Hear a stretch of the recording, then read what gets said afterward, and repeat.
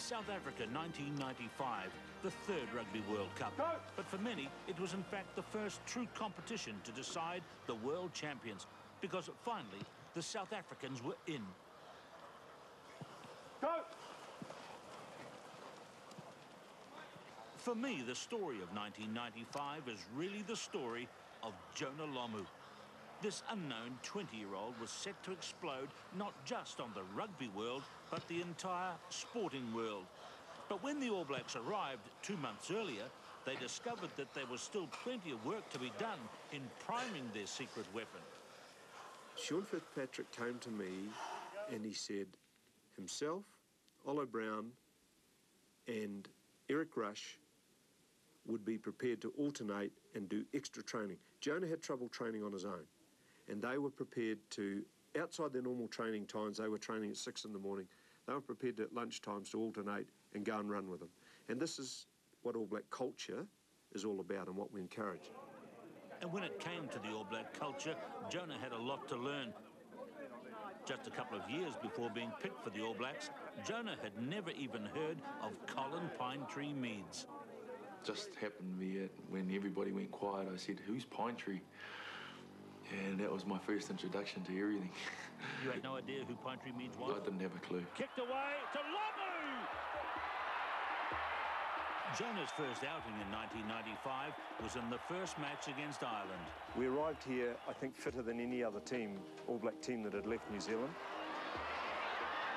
and with a playing style that took out the big forwards out of the game. And I think that showed in the pool games. Times when it suited us, we just took teams apart.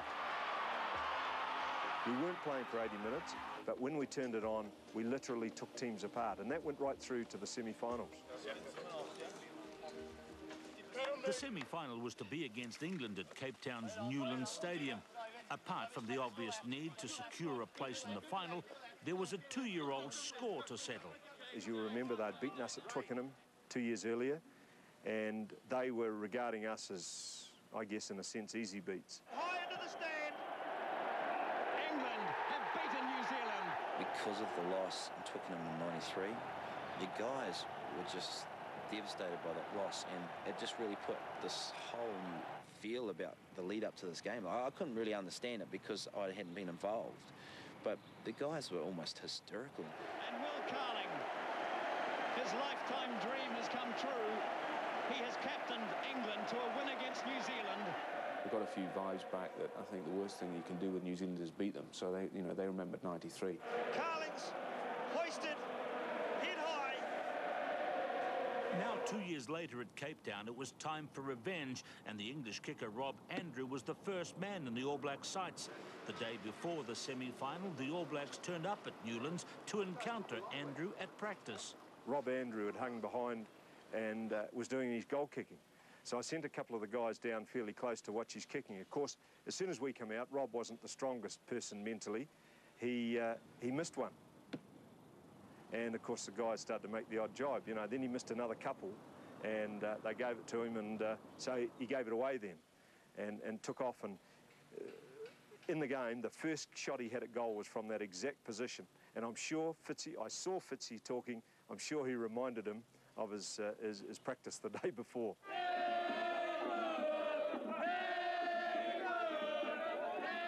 Not only was the English kicker psyched out, so too was the whole English team as they arrived to play.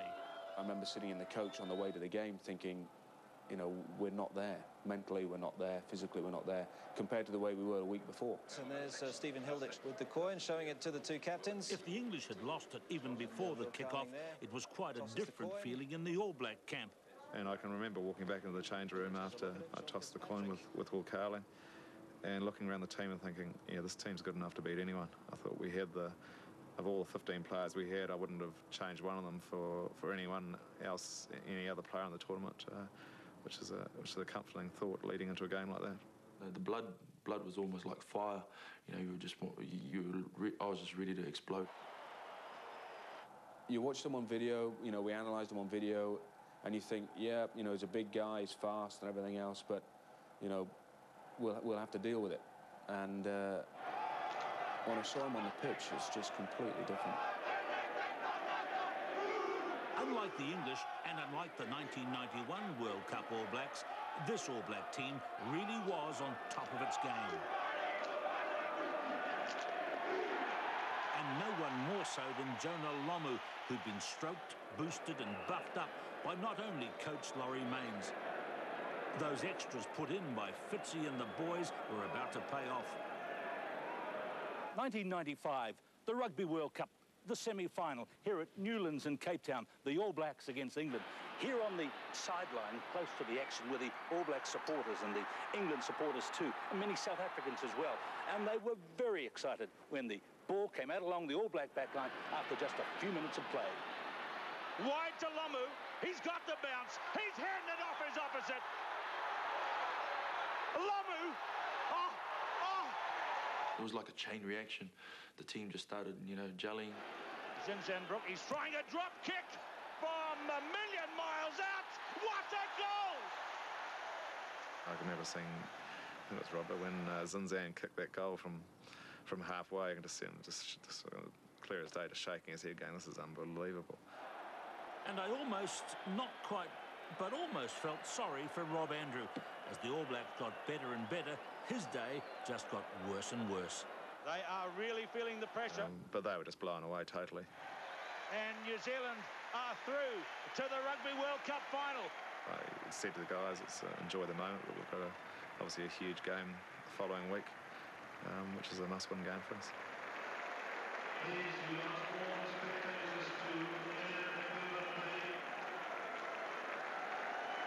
So Laurie Mains' All Blacks were through to the final, and in getting there, they had effectively won the Grand Slam of the home nations, beating Ireland, Wales, Scotland and England. But still to come, the bone-crushing final against South Africa, who are now trying to figure out how to contend with this awesome rugby machine. Jonah Lomu beat the English. We were shocked. And the whole week there was talk about Jonah Lomu. How do you stop this guy? Because he ran over the Irish, the Scots, and the English. So how do you stop this guy?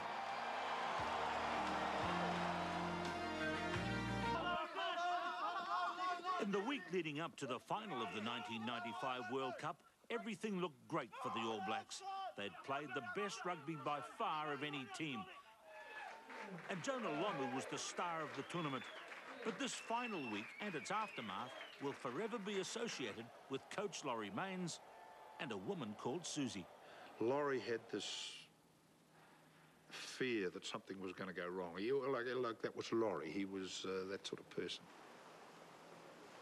The All Blacks were staying in this Johannesburg hotel. What was about to unfold here remains one of the most extraordinary and enduring mysteries in the legends of the All Blacks. On the Thursday night, we decided that that the management would take the non-players out, those few that weren't involved in the Test 21, we would take them out for dinner. And during the dinner, while we were out, I started to feel a bit squeamish. Laurie, night before a test, is not the best to company any rate, but when Laurie's crook, crossed everything. The meal never came quick enough. This wasn't quick enough. Where's the bus? I'm going home. And we got back to the hotel. And Zinzendbroek was down in the lobby, and he was trying to find out where we had gone for dinner, because we walked in and he came straight up to me, and I knew there were problems by the look on his face. And he said to me, the guys are falling over, one after the other. Lowe was in the Rose Garden, in all sorts of trouble, losing his dinner, because he got back in a taxi, thought, well, I can't get to the room before I'm going to be ill, so he's ducking for cover in the Rose Garden. As it transpired during the night, all but about 4 or 5 of the players had visited the doctor, including myself and the other managers, with what appeared to be a bad case of food poisoning. We had diarrhea and vomiting. And then Laurie's in a panic. He abused the hell out of the poor doctor. There's nothing we could do. There was nothing the All Blacks could do about the sickness, but there was something they might be able to do about the timing of the final. And we discussed the possibility of going to ask the organising committee if we could delay the game a day, and then decided that was probably a lost cause, and we didn't want our opposition to know that we were sick, and we did everything we could to keep it as quiet as possible. Me as manager, I felt we probably did the wrong thing, and I don't think we should have played. Shouldn't have played the World Cup final? No, we should have tried to postpone it. I suppose it's got to go ahead. You know, you couldn't have we probably would have had to play it. But what I'm saying is I think we should have let the world know that we weren't well, rather than try and hide it. But they did hide it, and knowing they couldn't postpone the final, the All Blacks put the best possible face on it. Instead of taking refuge in their sick beds, they had no choice but to go through the motions of inspecting the Ellis Park pitch, venue for the following day's final. But you can see just how crook they were in the faces of Andrew Mertens and Olo Brown.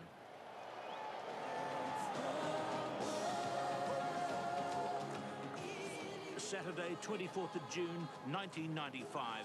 A big day for President Nelson Mandela, but no one was happier than the president of the South African Rugby Union. Just the day before, Louis Lake launched the professional era of rugby. Today, he was hosting the World Cup final in Ellis Park, the stadium he personally owns. But when you got to the final, suddenly it was almost the romantic, idealistic final had become a reality. South Africa against New Zealand, back again, fighting for the crown. And this time there was a label attached to it, you know, winners of the World Cup or something. For the South Africans, the 1995 World Cup was more than just a chance to beat the All Blacks. This was an opportunity for South Africa, the new rainbow nation, to redeem itself in front of the entire world after the apartheid years, and no one understood that more clearly than the new president of the Republic, Nelson Mandela. It's the most intimidating stadium I've ever played in terms of going to a game. Just the bashing on the buses we were leaving there, and the rag dolls with Jonah's head in a noose. The light at the end of the tunnel was the Australian team waiting there to greet us as we got off the bus, and just sort of clapped us off the bus and said best of luck. And you know, that meant a lot. When Nelson Mandela walked down the tunnel in his number 6 jersey, Francois Pienaar, I just turned and looked at their team, and the sheer passion that was in their eyes, you know, the tears rolling down and the crowd going wild. I thought, what chance have we got?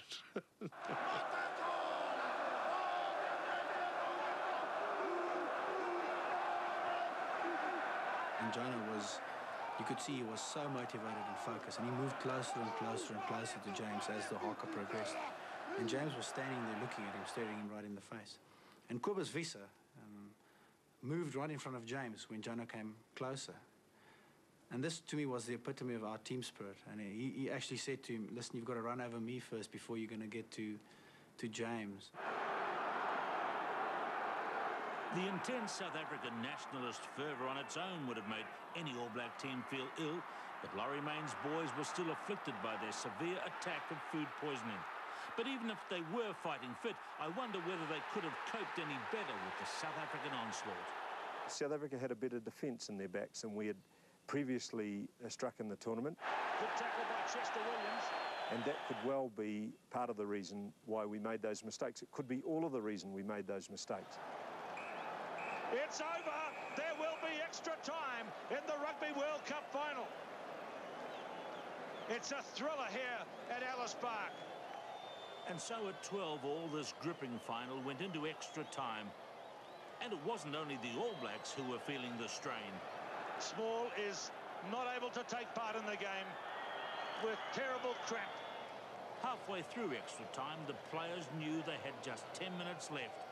Perhaps it was only a matter of who wanted to be world champions most, the Springboks or the All Blacks. Yeah, I would dearly have loved to win the World Cup and held the trophy, but unfortunately it didn't go our way. Instead, it went the Springboks' way with this one simple kick. Stransky, he's having the drop kick. He's written his name across rugby history, perhaps. Minutes later, the new South Africa went into wild celebration when the win was confirmed. And Francois Pienaar pulled his team together on this spot, and they sank to their knees in prayer. It's over. Triumph for the Rainbow Nation. For the All Blacks.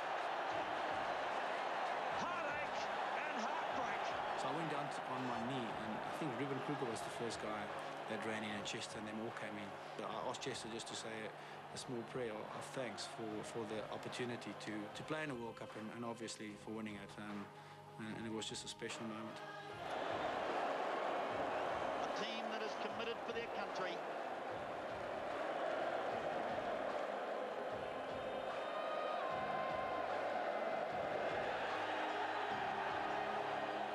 For the All Blacks not to win was overwhelmingly disappointing. But what happened after they got off the pitch is what sticks in the craw of the All Blacks.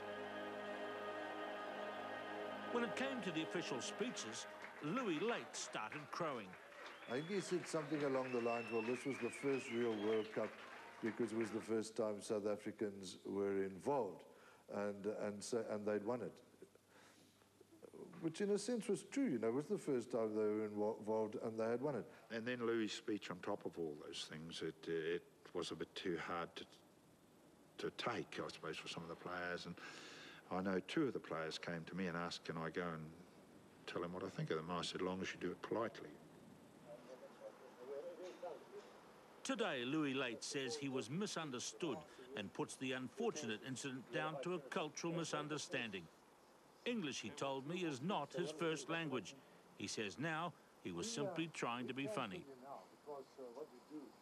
No, I felt bad because I've always been friends with the New Zealanders. They used to come to my home, you know. And I was joking, really joking. And they should have known that. I mean, I said to them, with us, you're the best. I rang Louis and sort of, I didn't apologise for the team, but I said, look, we'd been friends for a long time, since 1960 and that sort of thing, and I didn't want this to come between us. I said we weren't happy with his words, and thanking the referee he did and the way he did, and saying that they'd have won the World Cup if they'd have been in the other ones, didn't go down well with us. And us being New Zealanders, I said, you know, we took umbrage at that, Louis. He said, listen, pal, he says, we can't depart on this note. I said, Colin, you know I didn't mean it.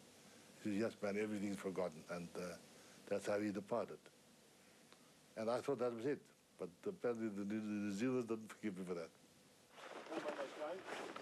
Today, Laurie Mains is back in South Africa coaching the Golden Lions Currie Cup side. He's based at Louis Late's Ellis Park. And next year, he'll have a Super 12 team, the Gauteng Lions. But I just want to make a point here. This exercise is all about getting go-forward ball. We wouldn't play a runner off the ruck machine in a game. That would be back's ball. So let's do it right, or we come back and do 10. Scratch. It's been 4 years since the All Blacks played that final here, and what caused the sickness in the All Black camp remains an intriguing mystery. But Laurie Mains is in no doubt. He still firmly believes his boys were deliberately poisoned. Their chances of winning the final nobbled by a woman he identifies as Susie. We know that the World Cup Committee and the hotel chain that were the hotel that we were in ran an investigation, and we do know out of that they identified a lady who worked in the kitchen had been paid to slip something into the tea and coffee. I felt sorry for Laurie. He's come out, and Susie got the blame for it and all those sort of things, and no one sort of believed him. I would hope it wasn't true. I would like to think it wasn't true, but one has suspicions. And, you know, for so many to go down, a fit, healthy bunch like that, we'd been in the country 7 or 8 weeks, I suppose, by that time, and never had more than one player crook at a time. Despite not winning the final, the All Blacks came home to a tremendously warm welcome. But they also brought back with them the legacy of Susie. I, for one, think Laurie Mains is mistaken. Yes, the team had food poisoning. Yes, they were sick. But I can't believe they were deliberately poisoned. Despite what Laurie Mains says, the charge of deliberate food poisoning only emerged a day after the loss, as the All Blacks licked their wounds and wondered what went wrong. To me, Susie is an excuse. Simply proof yet again of a culture which says All Blacks are never beaten.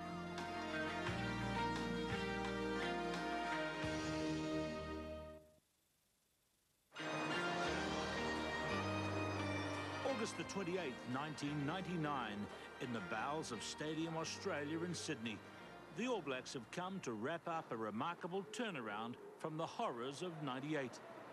To this point, the All Blacks have won every game they've played this year, taking the Tri-Nations title in the process.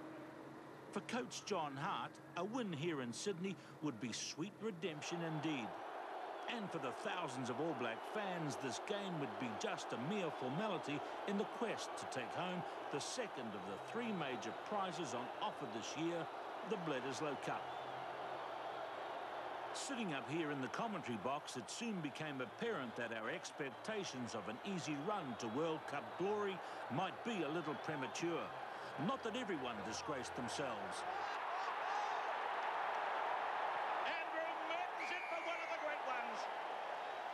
Another of the few who had a good night was Jonah Lomu. Probing now Lomu again. Let's hope the star of 1995 can repeat his magic in Britain this year. Good on the big man to do a lot since coming onto the field. But during this match, I couldn't help wondering where he'll be in the years ahead. After all, if the money is right, he could soon be turning out in the USA, Italy, Britain, or even Japan.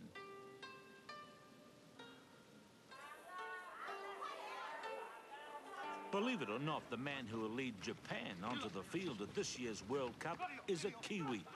Andrew McCormick, son of Fergie, represents the fact that we New Zealanders are victims of our own success. We simply produce too many good players.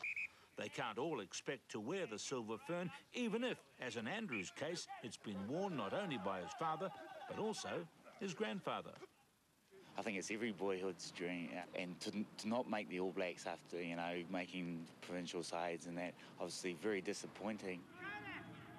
I've been living in Japan now for, what, 6 years? I've played for the Toshiba company, I've captained them for 4 years. I've played for the Japan national side for 3 years.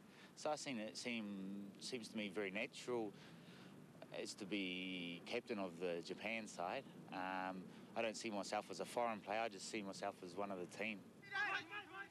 Andrew McCormick is an example of the Kiwi rugby player who's had phenomenal success offshore. It's said that he earns more money for actually playing the game than any other New Zealander. And McCormick is not only well paid, he's a bigger star in Japan than most All Blacks are in New Zealand. Like John Leslie in Scotland and Shane Howarth in Wales, he's a Kiwi import who has boosted another national team. The life of a rugby player in Japan is not what McCormick might have expected had he made the All Blacks, but it suits him. Hey, you think of us? Not a lot of hot dogs or pies, meat pies, anything like here. We usually have noodles for lunch. It's sort of like sandwiches back home. McCormick's success has more than made up for that elusive black jersey. Yeah, a lot of people say things are supposed to happen for a reason, and maybe that what happened to me has enriched me in other areas, yeah. The real dilemma is not just that players go off in search of new opportunities. Many of our top coaching brains are into it as well, and who can blame them? Former All Black hooker Warren Gatlin makes his living coaching Ireland, and he's done remarkably well. I'd like to think that one day I'll end up back in New Zealand at some stage, so you know, it's just a great experience for me to be involved. But will he be made welcome? Take the case of Graham Henry. When he realised he would not get the job of coaching the All Blacks, he took off for Wales. Immediately, the New Zealand Rugby Football Union brought in a rule which said he would never be able to coach the All Blacks at any time in the future. So it's the top Welsh players who are currently getting the benefit of Henry's wisdom, and it's starting to show. And who knows, Graham Henry may soon be enjoying the best of both worlds. How will you feel at the World Cup final, November the 6th, 1999, when Wales plays New Zealand? That'll be marvellous, wouldn't it? I'll be very proud to be a New Zealander, to be a Welshman, which I believe I am now. Earlier this year, I was at Wembley Stadium watching two national teams, Ireland and Wales, playing, both sides coached by New Zealanders.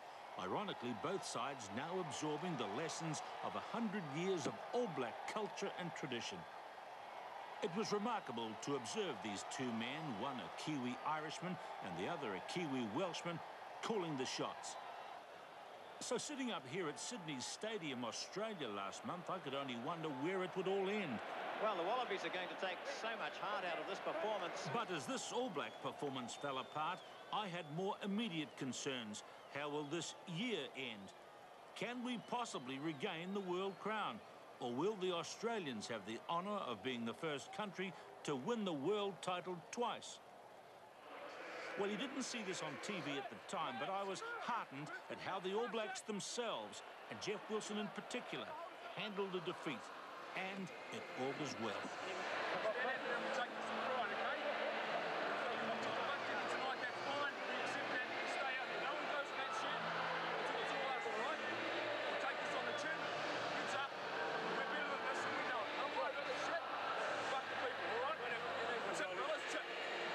This one loss has been a huge kick in the guts for a lot of us Kiwis.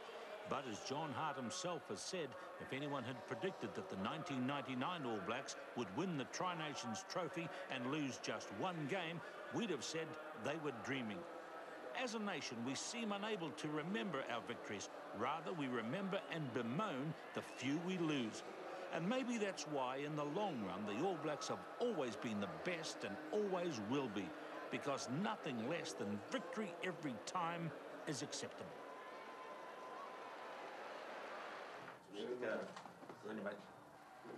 So as I prepare for this year's World Cup, it's that impassioned speech we caught from Jeff Wilson that gives me greatest hope.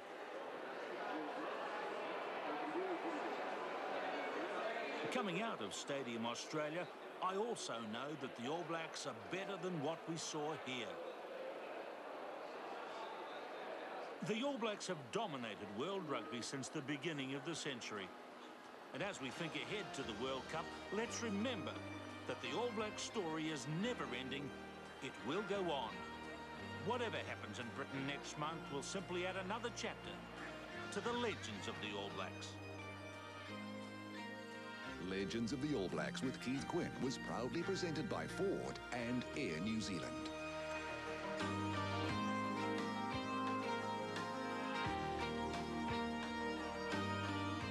Crossfire is next on One, and after tonight's news, we're in the capital, where Southland lined up against Wellington. Air New Zealand NPC Rugby's at 10:30 tonight on One.